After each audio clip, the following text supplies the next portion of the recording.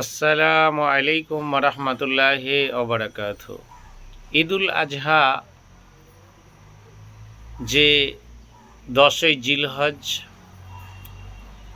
অতিক্রম করে মানুষ এসে পালন করল, আমরা যে সরকারের এখতিয়ারে বাস করছি সেই সরকারের একটা নির্দেশনামা এসেছে 1950 সালের, যে গোহত্যা বা পশু হত্যা নিষেধ। সেই সুবাদে ইসলামিক যারা ভাবাদর্শে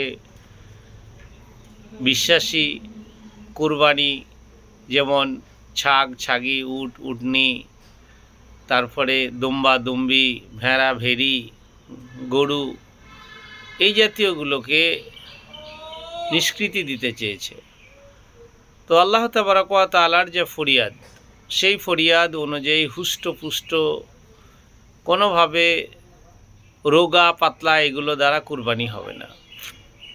তো আমাদের আমরা যে রাষ্ট্রে বাস করছি সেই রাষ্ট্রীয় শাসন, রাষ্ট্রীয় আইন অবশ্যই মেনে চলে এবছরে আমরা যেগুলো পেরেছি সেগুলো করেছি ইবাদত বন্দিগির মাধ্যম দিয়ে। যেগুলো রাষ্ট্রীয় সরকার বা রাজ্য সরকার বা আমার সেন্ট্রাল সরকার বারণ করেছে সেগুলো আমরা অবশ্যই খুব মান্যতা দিয়ে মেনে কাজকাম করেছি। যাই হোক, এই নিয়ে গড়ে গেল।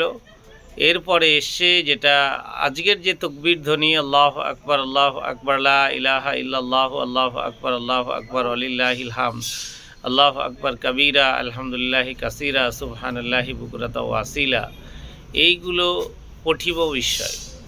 তো যদি মানুষ আজ নয় কাল নয় এইগুলো নিয়ে এইভাবে পরিচালিত হতে থাকে, তাহলে দিন দিনের জায়গায় থাকবে, ধর্ম ধর্মর জায়গায় থাকবে, রাষ্ট্র রাষ্ট্রের জায়গায় থাকবে, রাজ্য রাজ্যের জায়গায় থাকবে।